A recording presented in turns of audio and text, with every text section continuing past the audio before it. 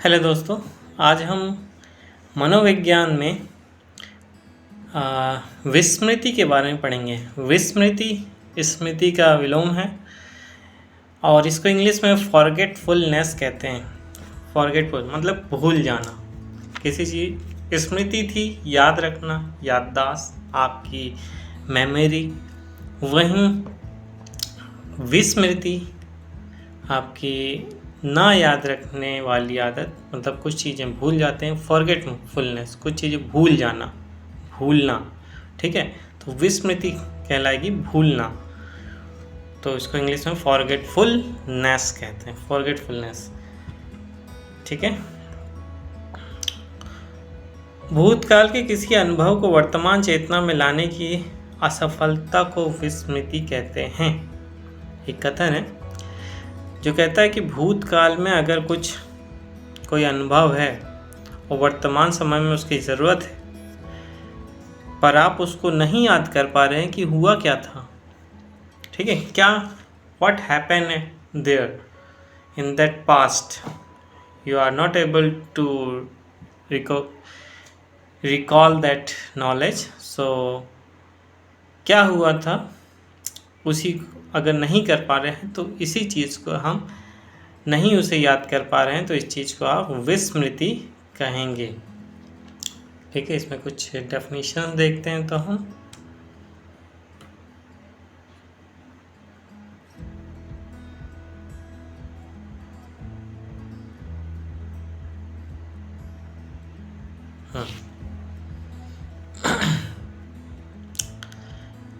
Last time लिखने में बहुत ज़्यादा टाइम लग रहा था पिछली वीडियोस में, तो इस बार लिखने वाला काम मैंने पहले कर लिया है। ठीक है, और अभी मैं सिर्फ समझाने का काम करूँगा।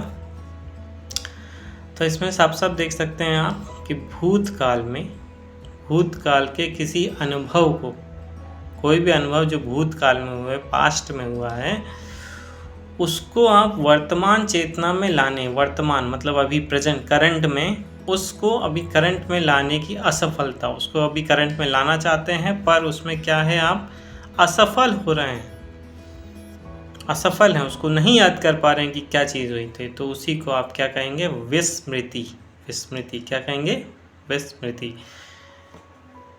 और एक डेफिनेशन देखते हैं। सीखी हुई वस्तु को धारण और पुनः स्मरण करने में असफल। अगेन असफल वर्ड है आपका। ठीक है, कोई चीज़ आपने सीख ली है, पास्ट में आपने सीख लिया, उसे जान लिया है। अक्सर बच्चों के साथ ऐसा होता है कि बच्चे टेबल से याद कर लेते हैं, रट लेते हैं। ठीक है, और ये चीज़ विस्मृति अक्सर रटने वाली चीज़ों में ही देखी गई है। तो सीखी रटते हैं, वो टेबल रटने की कोशिश करते हैं, रट के आपको सुना भी देते हैं। उसके बाद 1 महीना बीतता है, 2 महीने बीतते हैं, उसके बाद मंथ्स आफ्टर मंथ, और 1 साल के बाद कभी भी जब उसकी ज़रूरत पड़ती है, अगर वो रटे हुए होते हैं तो अक्सर उसको जब अगर प्रैक्टिस में नहीं लाएंगे तो उसे भूल जाते हैं। ठीक है, उसको अगर पूछ लो, आप सडन में पूछ लो, तो वो नहीं सुना पाएगा बच्चा उस टेबल को, जबकि उसने सीखा था, पास्ट में वो याद कर चुका था। ऐसे बहुत से बच्चे आपके लाइफ में आपको मिलेंगे जो पास्ट में आपको सुना चुके हैं, लेकिन अभी अगर आप उनसे 1-2 साल के बाद अगर फिर से वही चीज़ पूछ लें तो वो भूल जाते हैं। तो सीखी हुई वस्तु, उसने सीखा, को धारण और पुनः स्मरण, उसको मतलब अपने रेगुलर यूज़ में और फिर से उसको पुनः स्मरण, उसको फिर से याद आने में असफल होना, उसमें असफल हो जाता है कि उसको नहीं याद आ पा रहा है, भूल जा रहा है वो, होना क्या कहलाता है आपका, विस्मृति। विस्मृति कहलाता है। ठीक है, उसी का स्मृति का उल्टा है विस्मृति। अब इसमें कुछ डेफिनेशंस आपकी दी हुई हैं पर्टिकुलर फिर साइकोलॉजिस्ट द्वारा। एबिंगहॉस, ये आपके विस्मृति और स्मृति से रिलेटेड हैं। इन्होंने ही विस्मृति और स्मृति का प्रतिपादन किया है। तो एबिंगहॉस कहते हैं कि भूलना एक निष्क्रिय मानसिक क्रिया है जो समय बीतने के कारण होती है। निष्क्रिय मानसिक क्रिया है। ठीक है, अगर मानसिक आपकी निष्क्रिय हो गया है, वो नहीं आप यूज़ में ला पा रहे हैं, तो आप, ठीक है, मस्तिष्क आपका कोई चीज़ आपने याद करी और वो यूज़ में नहीं है, एक ऐसी मानसिक क्रिया जो कि यूज़ में ही है, निष्क्रिय मानसिक क्रिया, यूज़ में नहीं है, ठीक है, तो उसी को आप भूलना कहेंगे, जो समय बीतने के साथ आता है, के कारण होता है। समय बीतने, जैसे जैसे समय बीतता है और वो आपके दिमाग में तो है पर निष्क्रिय है, यूजेबल नहीं है, आप उसको यूज़ नहीं कर रहे हैं, कहीं भी यूटिलाइज नहीं हो रहा आपकी लाइफ में, तो क्या है, आप धीरे धीरे जैसे जैसे समय बीतेगा तो आप उसको भूल जाएंगे, ठीक है। और भूल जाएंगे तो वही आपकी विस्मृति, स्मृति से लोप हो गया, स्मृति से गायब हो गई, भूल गए आप उस चीज़ को, आपकी मेमोरी से गायब हो गया है वो। लेकिन कहीं ना कहीं अगर आप एक बार उसको रिवाइज करेंगे, फिर से उसको देखेंगे, फिर से उसको एक बार पढ़ेंगे, तो वो कहीं ना कहीं आपकी मेमोरी से फिर से वापस आ जाएगा, ठीक है। इसलिए रिवीजन, अक्सर बच्चों से कहा जाता है कि रिवीजन करें, बार बार रिपीट करें, रिवीजन और प्रैक्टिस में लाएं। मैथ्स में ही आप देखें तो the more a person practice, more he can learn, more he can utilize that in the daily life. Okay, the rules of mathematics or science or everything, more and more he practice, more and more he learn. तो ये definition दी आपकी Ebbinghaus की, जो कहते हैं कि भूलना एक निष्क्रिय मानसिक क्रिया है। जब मस्तिष्क आपका निष्क्रिय हो उस क्रिया को लेके, जैसे याद करना या आपके कोई टेबल याद करना, तो उस क्रिया में मस्तिष्क उसका यूज़ नहीं कर रहा है, कहीं भी मस्तिष्क शांत है, कहीं भी उसका यूटिलाइज नहीं कर रहा है, तो समय जैसे जैसे बीतेगा, अगर वो निष्क्रिय ही बना रहा तो वो आपका विस्मृति मतलब गायब हो जाएगा, ठीक है। इसके बाद आपके एक और हैं शख्स हैं जिन्होंने डेफिनेशन दी है, सिगमंड फ्राइड, ठीक है। कौन है? Sigmund Freud. ये कहते हैं विस्मृति एक सक्रिय मानसिक क्रिया है, सक्रिय मानसिक क्रिया है जो कि भूलने की प्रबल इच्छा के कारण होती है। अब वो तो निष्क्रिय कह रहे थे, एबिंगहॉस तो निष्क्रिय कह रहे थे, लेकिन सिगमंड कहते हैं कि ये एक सक्रिय मानसिक क्रिया है, मतलब जानबूझ के मस्तिष्क चाहता है कि भूल जाया जाए, विस्मृति हमारा दिमाग चाहता है, मतलब दोनों में, एक कहता है कि निष्क्रिय है और एक कहता है सक्रिय है। अगर निष्क्रिय वाला कहता है कि हम कई दिन तक शांत बैठे हैं तो उस चीज़ का यूज़ नहीं कर रहे हैं कई सालों तक, तो हम उसको भूल रहे हैं, वहीं निष्क्रिय और वहीं आपका सिगमंड फ्राइड कहते हैं जो आपके सक्रिय मानसिकता के डेफिनेशन देते हैं, वह कहते हैं कि मस्तिष्क खुद चाहता है कि इस चीज़ को भूल जाया जाए। तो विस्मृति एक सक्रिय मानसिक क्रिया है जो कि भूलने की सक्रिय मानसिक क्रिया है जो कि भूलने की प्रबल इच्छा के कारण होती है। प्रबल इच्छा, दिमाग में एक इच्छा है, एक अच्छी प्रबल मतलब स्ट्रांगली आप चाहते हैं कि इस चीज़ को मैं भूल जाऊं। कोई आपकी ऐसी नेगेटिव बात हुई है, आप चाहते हैं कि भूल जाए, यार भूल जाओ, दिमाग ख़राब हो जाता है नहीं तो उसको सोच के, ठीक है। कोई ऐसी बात, किसी की बात, कोई लड़ाई झगड़ा, कोई आपको कुछ बोल जाता तो दिमाग में बार बार स्ट्राइक करता रहता, तो आप एक प्रबल इच्छा अंदर से आएगी कि यार भूल जा, रात गई बात गई, ठीक है। तो एक सक्रिय दिमाग आपका सक्रिय काम कर रहा है और सक्रियता से आप चाहते हैं कि उसे हम भूल जाएं, विस्मृति हो जाए, हमारे दिमाग से वो विस्मृत हो जाए, गायब हो जाए। तो ये सिगमंड फ्राइड कहते हैं। तो दोनों का ये आपका अंतर पूछा जा सकता है, एक क्वेश्चन इससे अराइज हो सकता है कि निष्क्रिय मानसिक क्रिया का सिद्धांत या फिर डेफिनेशन किसने दी है, तो वो एबिंगहॉस, और या पूछा जा सकता है आपका विस्मृति से रिलेटेड सक्रिय मानसिकता के बारे में किन्होंने बताया है अपनी डेफिनेशन में, किन्होंने बताया, किन्होंने अपना यूज किया है अपनी डेफिनेशन में, तो वो आप लिखेंगे सिगमंड फ्राइड। तो दोनों में ये अंतर आपको पता होना चाहिए कि एक एबिंगहॉस निष्क्रिय मानसिकता के बारे में बताते हैं और सिगमंड फ्राइड आपका सक्रिय मानसिकता के बारे में बताते हैं। चलिए आगे देखते हैं। इन्हीं दोनों में से अब आपका प्रकार डिसाइड होता है।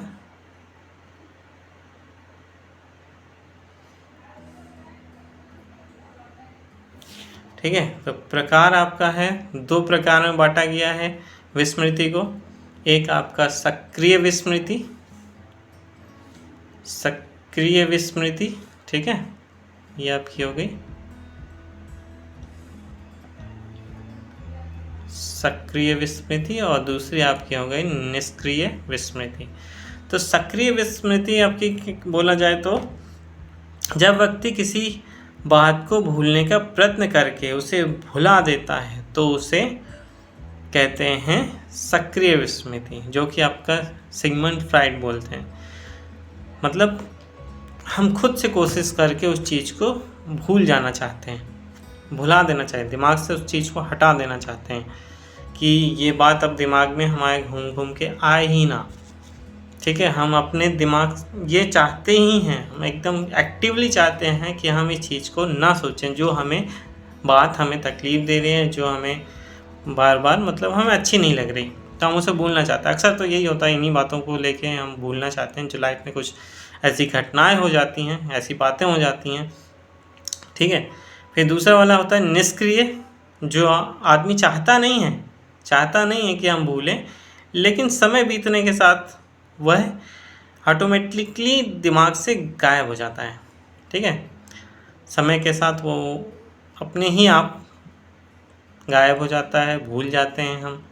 ठीक है, तो वो बढ़िया एग्जांपल मैंने बताया था कि जैसे बच्चे टेबल याद तो करते हैं, लेकिन अगर उसको प्रैक्टिस में ले आते हैं तो उसे भूल जाते हैं। ठीक है,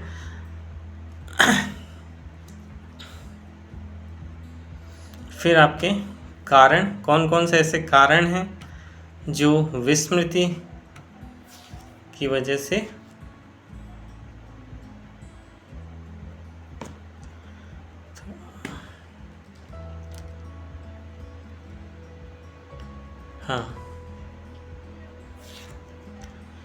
कारण देखेंगे। विस्मृति की वजह से होने वाले मतलब विस्मृति को पैदा करने वाले भूलने के अक्सर कुछ विशेष कारण होते हैं, जैसे मानसिक द्वंद्व,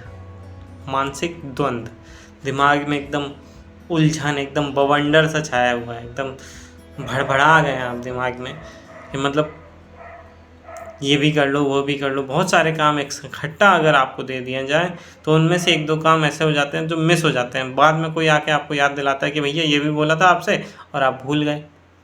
ठीक है, तो बहुत सारे जब आपके ऐसा छोटा सा एग्जांपल जो हमेशा ही आपके साथ हो जाता है कि कोई फंक्शन में है, आप कोई जिम्मेदारी लिए हैं, वहीं एक शख्स बोल रहा है कि भैया ये कर देना, फिर दूसरा शख्स बोल रहा है कि ये कर देना, तीसरा शख्स बोल रहा है ये ले आओ। अब उसमें से जो इम्पोर्टेंट थे वो तो याद रह गए, और जो छोटे मोटे थे जो मतलब वो आपके मिस हो गए। अब मिस हो गए तो वो जो तीसरा बंदा आपको बोला था कि भाई ये काम कर देना, तो वो तो इंतज़ार कर रहा है। वो जब आपको दोबारा उसके सामने आ पाते हैं तो वो बोलता है भैया ये काम कर दिया था। आप लाइक दिस ब्लैंक हो जाते हैं कि वो तो मैं भूल गया। क्यों, ऐसा क्यों हुआ? क्योंकि आपके पास एकदम से बहुत सारे काम और मानसिक द्वंद्व हो गया, मतलब मस्तिष्क के अंदर एक विस्फोट छा गया, एक लड़ाई छिड़ गई कि ये काम वो काम, सब काम एक सब सारे काम आपस में लड़ बैठे, तो मानसिक द्वंद्व पैदा होता है यहाँ। ठीक है, उसके बाद एक दूसरा कारण है अनाभ्यास का सिद्धांत। ना अभ्यास करना, मतलब किसी चीज़ का रेगुलरली प्रैक्टिस ना करने से भी आप भूल सकते हैं। ठीक है, आप वो सिंपल सा वही एग्जांपल है कि आप बच्चा टेबल और भूल गया। ठीक है, समझ गए होंगे, पहले मैं काफ़ी बार बता चुका हूँ। फिर है मानसिक आघात। कभी कभी चोट लगने से या कोई ऐसी बात हो जाती है आपके सामने जिससे मतलब आदमी मतलब शॉक्ड हो जाता है एकदम, ये क्या हो गया, या कोई दुखद घटना सुन लें। ठीक है, कोई अचानक से कोई ऐसी दुखद घटना सुन ले और आप कोई काम कर रहे हों और वो इतनी दुखद हो कि वो भाड़ में गया काम, कैसा भी काम हो छोड़ छाड़ के आप उस काम को देखेंगे। आप भूल गए वो कैसा काम था, कितना इंपॉर्टेंट था, कोई मतलब नहीं। एक आघात लगा आपके दिमाग में, ठीक है, मानसिक आघात। फिर समझ गए होंगे आघात किस टाइप का आघात, इस टाइप के आघात जब लगते हैं, ठीक है, आघात लगता है दिमाग में, तो आप जो इम्पोर्टेंट काम होता है उसको भूल जाते हैं, उसको छोड़ छाड़ के अपने दूसरे काम में लग जाते हैं। तो मानसिक आघात की वजह से भी आप अपने काम विस्मृति हो सकती है। दमन सिद्धांत, फिर आता है आपका दमन का सिद्धांत। दमन में मतलब आपके ऊपर प्रेशर, इतना ज़्यादा प्रेशर दे दिया जाए, आपको इतना ज़्यादा मतलब वर्क लोड दे दिया जाए, या बार बार बच्चे के अगर रूप में देखें, बार बार आप उसको डांट रहे हैं, एक ही चीज़ के लिए डांट रहे हैं, बार बार डांट रहे हैं।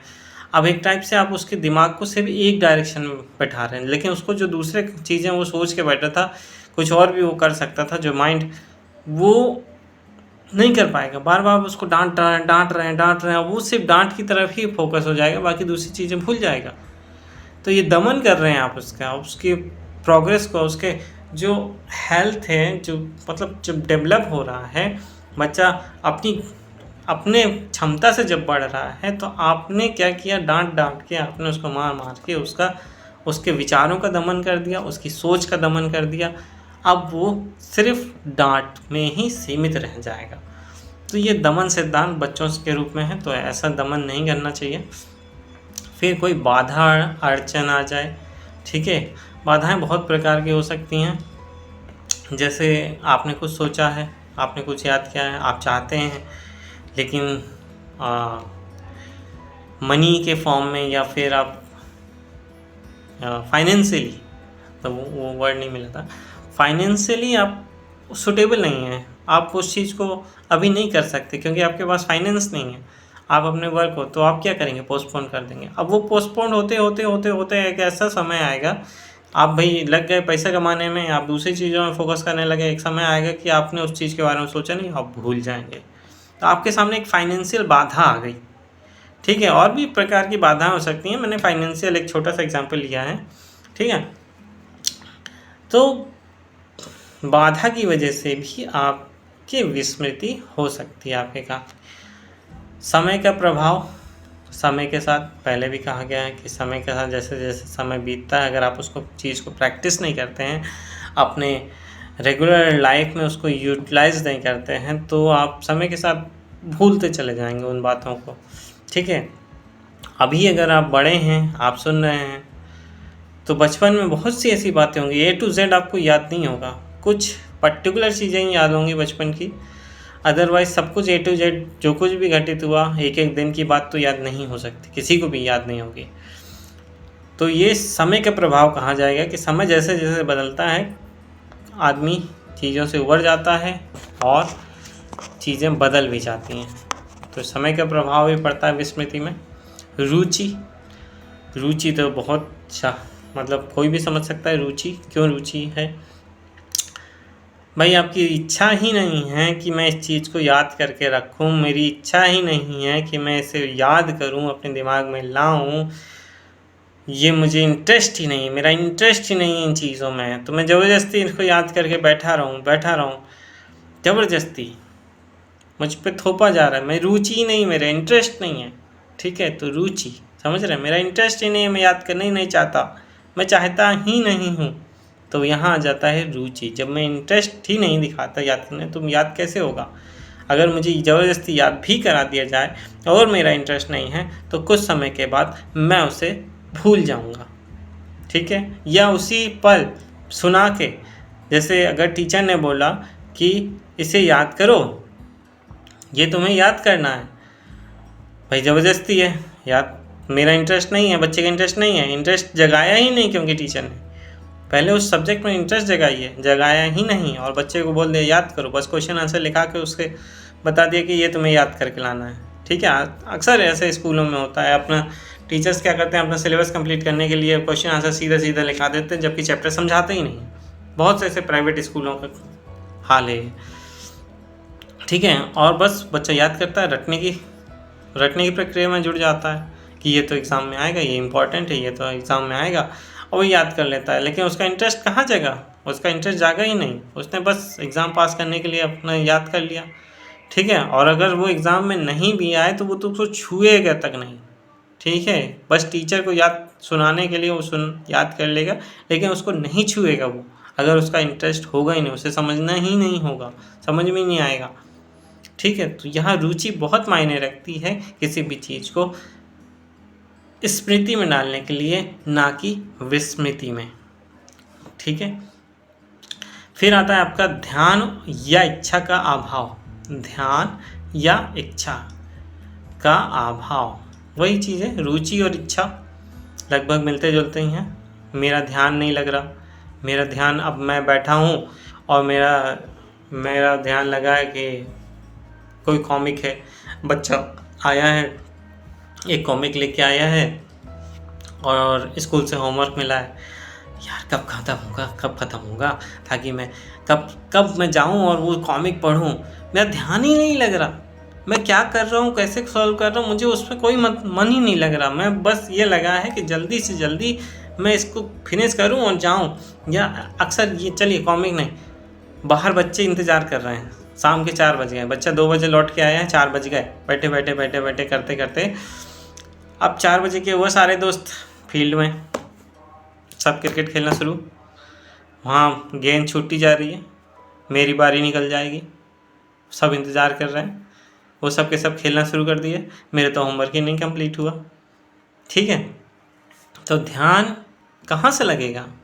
वो ध्यान तो वहाँ लगा है, यहाँ होमवर्क सॉल्व करने में लगेगा ध्यान, सारा का सारा आपका क्रिकेट के बल्ले में। मेरी बॉलिंग बाकी है, आज मैं इस तरह से घुमा के फेंकूँगा, आज मैं 6 मारूँगा, आज मैं 4, कल जो मैंने गलतियाँ करी थी वो नहीं रिपीट करूँगा। तो पूरा ध्यान आपका क्रिकेट में लगा है। दूसरी चीज़, इच्छा भी मायना रखती है। भाई मेरी इच्छा ही नहीं कि मैं इसको याद करके रखूँ, मैंने याद कर लिया है, पर मेरी इच्छा नहीं है कि मैं इसको याद करके रखूँ, तो मैं भूल जाऊँगा समय के साथ, ठीक है। तो इच्छा, ध्यान, ये भी आपका विस्मृति के कारण है। विषय का स्वरूप, नेक्स्ट है आपका विषय का स्वरूप।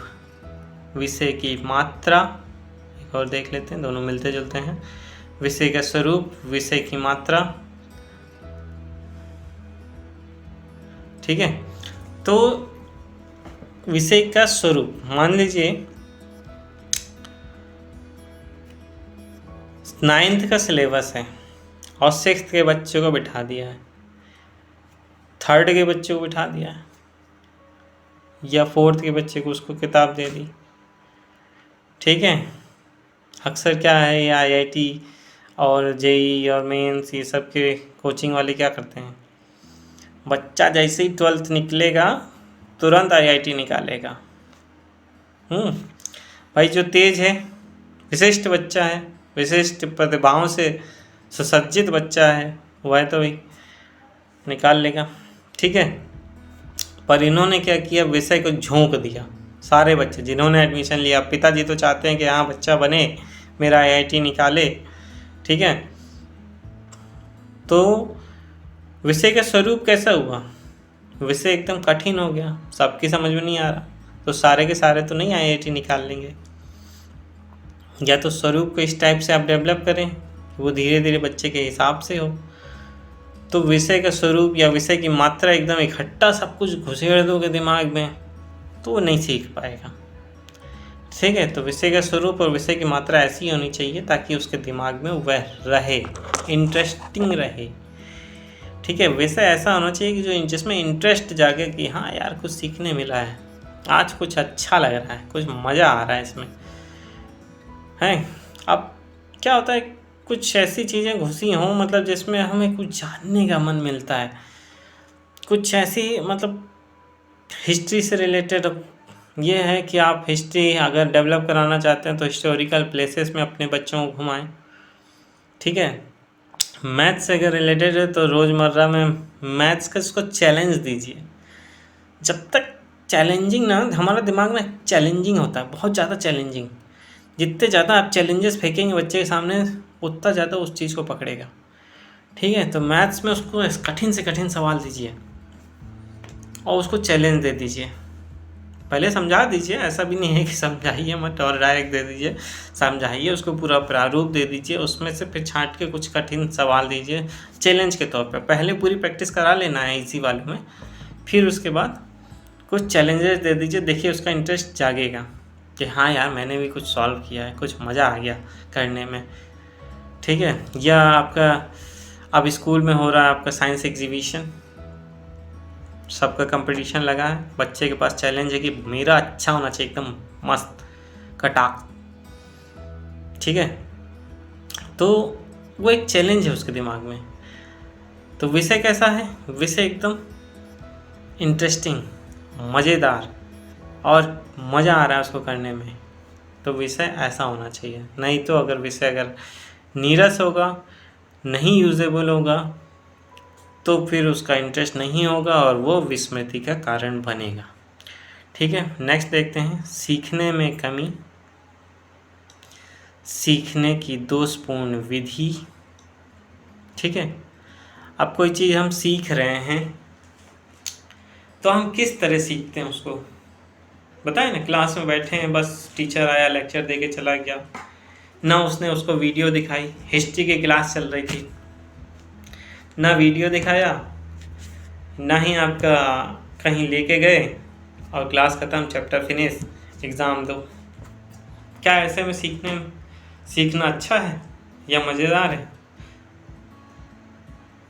क्या यहाँ जो हम सीख रहे हैं उसमें कोई कमी नहीं है, या हम जो सिखा रहे हैं क्या उसमें कोई कमी नहीं है? वहीं अगर दूसरी तरफ उस बच्चे को, पूरी टीम को ले जाके उस पर्टिकुलर जगह को दिखाया जाए कि देखो ये वही जगह है जो हमारी किताब में है, दिमाग में एक दृश्य बैठेगा।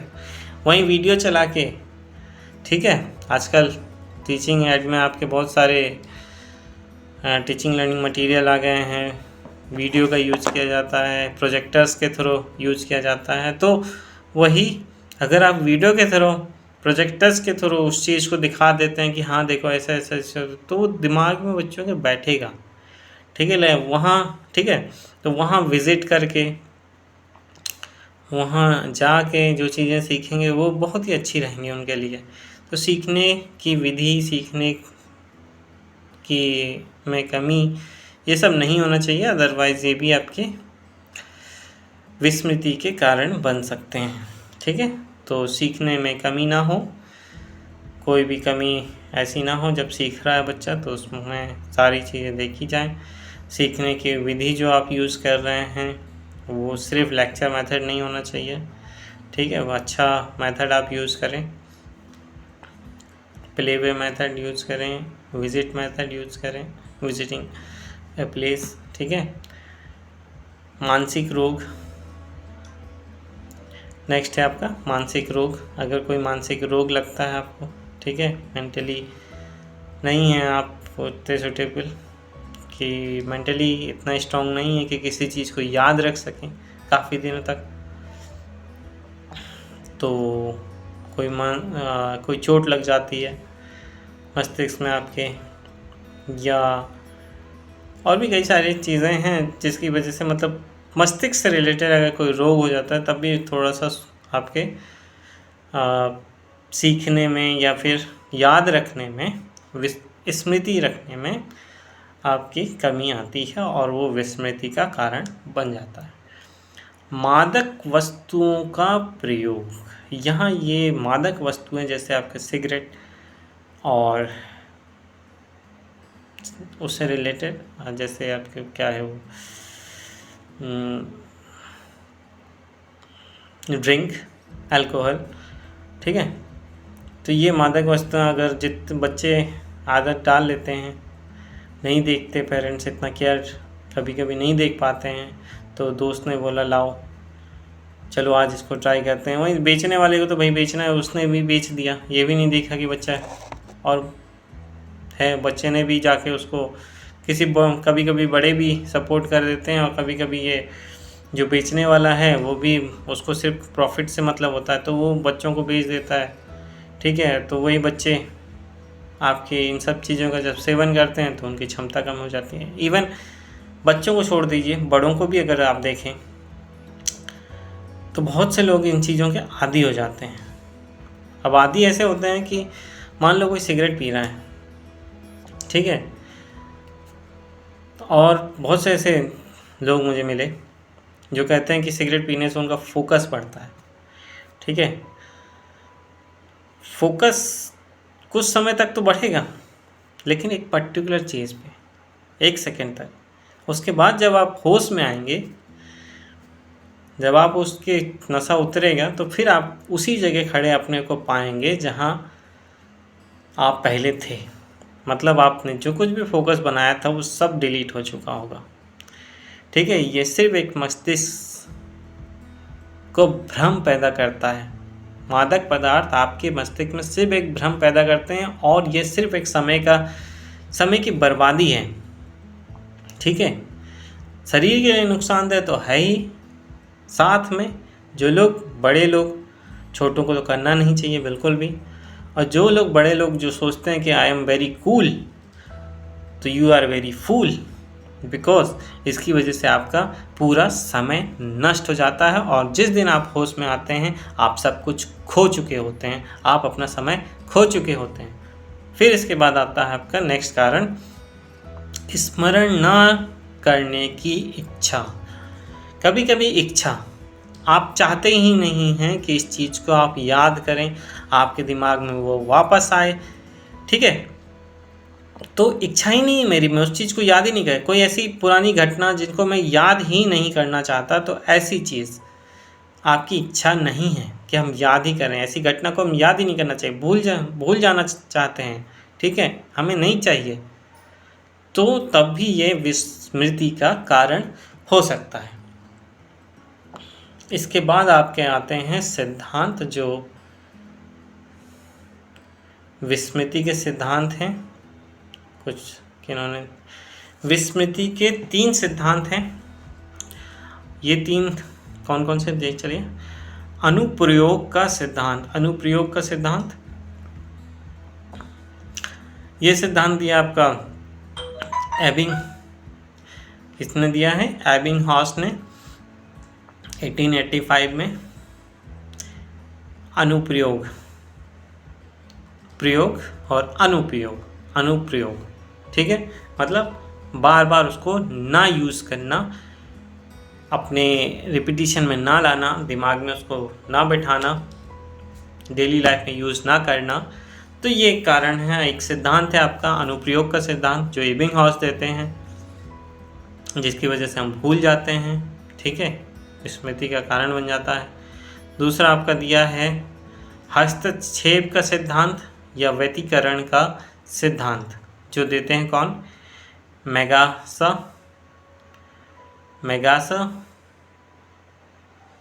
1932 में दिया है इन्होंने, ठीक है। हस्तक्षेप मतलब आप कुछ चीज़ याद कर रहे हैं, आपके दिमाग में कुछ चीज़ है और अचानक कोई चीज़ हस्तक्षेप हो जाए, बीच में कुछ ऐसा हो जाए, कोई दूसरी बात आ जाए और आप उसे भूल जाएं, तो ये भी आपका विस्मृति है, तो ये हस्तक्षेप का सिद्धांत कहलाएगा। तीसरा है आपका संकेताश्रित विस्मरण सिद्धांत,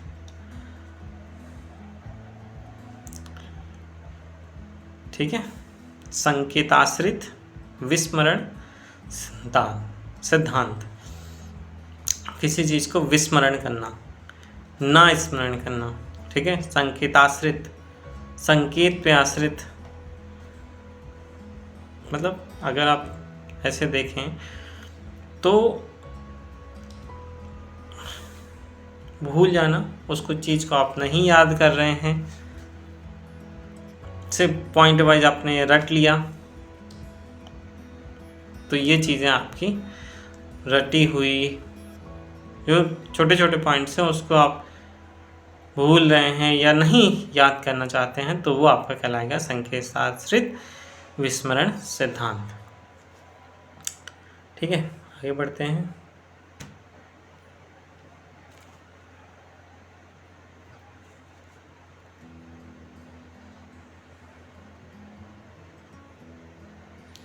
2 पॉइंट्स हैं आपके।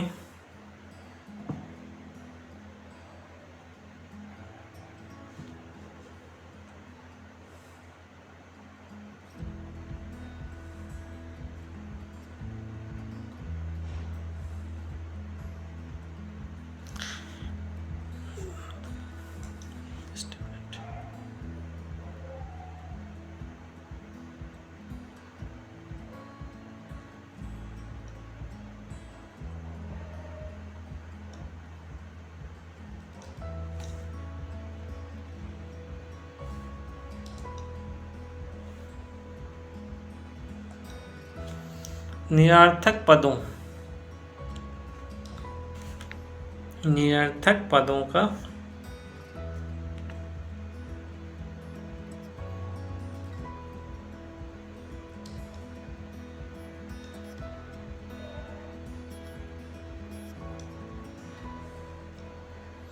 पता नहीं बीच में कहाँ से वो लिख गया था। ठीक है, तो देखते हैं। विस्मृति में निरर्थक पदों का प्रयोग पॉइंट है। तो जो पूछा जा सकता है कि विस्मृति में निरर्थक पदों का प्रयोग किसने किया, किसके द्वारा किया गया। तो निरर्थक पदों का प्रयोग एबिंगहॉस द्वारा किया गया। फिर आपका है फॉरगेटिंग कर्व यानी विस्मृति वक्र। फॉरगेटिंग कर्व या विस्मृति वक्र किसने दिया है, ये भी आपका एबिंगहॉस ने दिया है। कब दिया है, 1885 में दिया है इसे।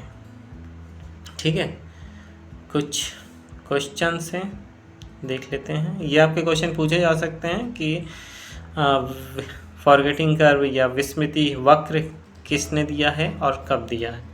ठीक है, तो एबिंगहॉस ने दिया है। और विस्मृति या स्मृति से रिलेटेड ज़्यादातर आपके एबिंगहॉस ही आप लगा सकते हैं, एबिंगहॉस ने ही, क्योंकि इसका प्रतिपादन किया है 1885 में। ठीक है, चलिए आगे देखते हैं। एक क्वेश्चन है, विस्मृति कम करने के क्या उपाय हैं। अगर विस्मृति को आप कम करना चाहते हैं तो उसका क्या उपाय होगा। उसके लिए आपको बार बार रिपीट करना पड़ेगा उन चीज़ों को। तो पार्ट कलर चेंज,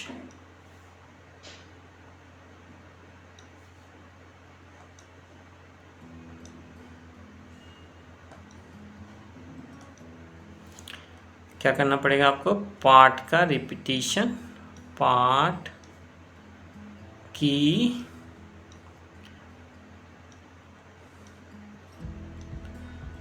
पुनरावृत्ति यानी रिपीटिशन।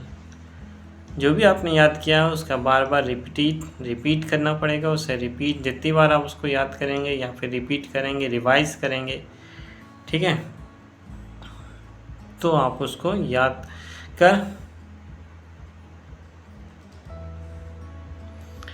कर सकते हैं, उसको अपने अंदर धारण कर सकते हैं।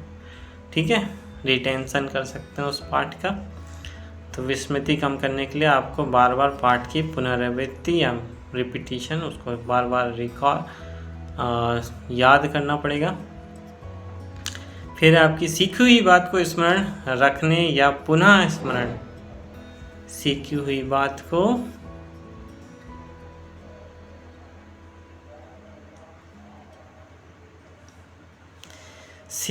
बात को स्मरण रखने या पुनः स्मरण करने की असफलता क्या कहलाती है।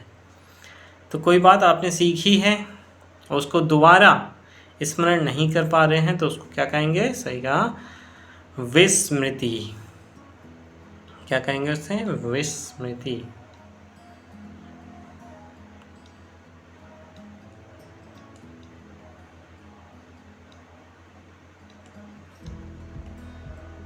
विस्मृति।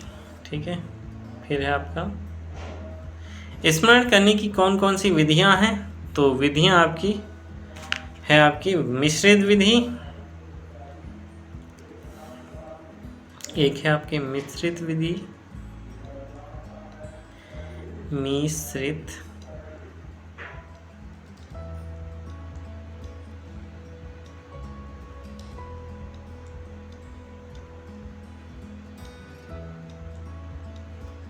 मिश्रित विधि और दूसरी है आपकी यानी मिक्स्ड विधि, मिक्स्ड मेथड एवं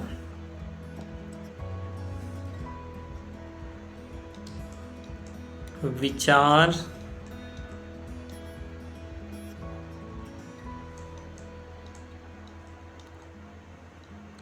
साहचर्य।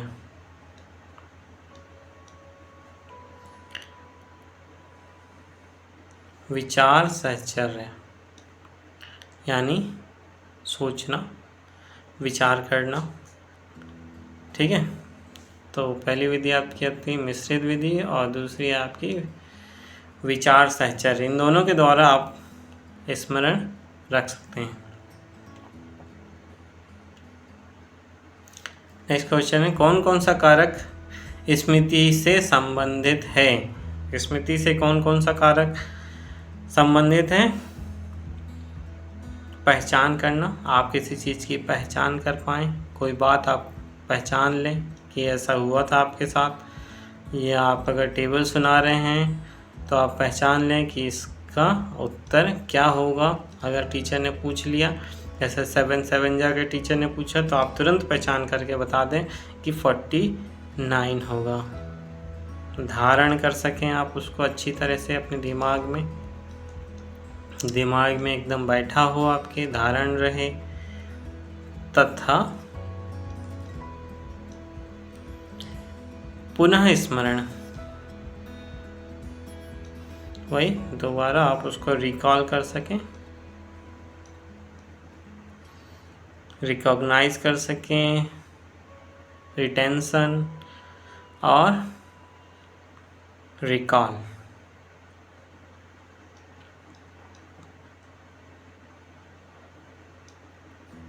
ठीक है, फिर आपका नेक्स्ट क्वेश्चन है स्मृति सीखी हुई वस्तु का सीधा उपयोग है। उपरोक्त कथन किसका है। ये कथन किसने दिया है कि स्मृति सीखी हुई वस्तु का सीधा उपयोग है। कोई भी चीज़ आपने सीखी है तो उसका सीधा उपयोग है, और ये कथन कौन कहता है, तो ये कथन आपके कहते हैं वुडवर्थ। किसका कथन है ये, वुडवर्थ का।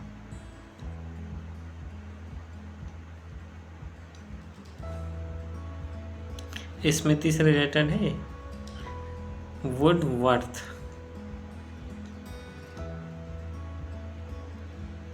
ठीक है, तो स्मृति क्या कहते हैं, स्मृति सीखी हुई वस्तु का सीधा उपयोग है। अगर कुछ आपने सीखा है तो उसका सीधा उपयोग है स्मृति।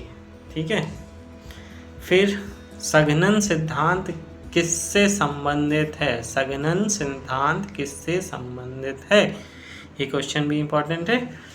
ठीक है, तो ये किससे है, ये आपका रिलेटेड है, स्मृति से संबंधित है। सॉरी,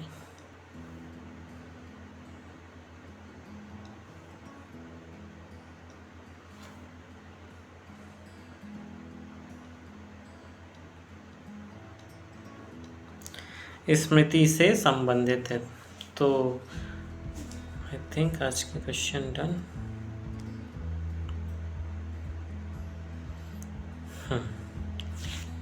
तो यहाँ आपका विस्मृति का टॉपिक ख़त्म होता है, स्मृति और विस्मृति का। इसके बाद आपका नेक्स्ट क्लास में हम देखेंगे कल्पना। ठीक है, कल्पना के बारे में पढ़ेंगे। आज यहीं तक रखते हैं। Thank you for listening. और अगर आपको वीडियो अच्छा लगा हो तो प्लीज़ इसको लाइक करें, चैनल को सब्सक्राइब कर दें, जिससे मुझे मोटिवेशन मिले, और दूसरों को भी फॉरवर्ड करें। ठीक है, ताकि औरों का भी, जो लोग मनोविज्ञान के बारे में जानना चाहते हैं, उनका थोड़ा उनको मतलब पता, अगर उनको भी शायद पसंद आए। अगर आपको पसंद है तो उनको भी शायद थोड़ा सा उनके भी काम आए। तो प्लीज़ गांव तक, शहर तक, जहाँ भी है, हर एक तक मेरे इस वीडियो को पहुंचाएं। आपसे यही एक छोटी सी बात समझ के सुनिए please. Okay, thank you for today.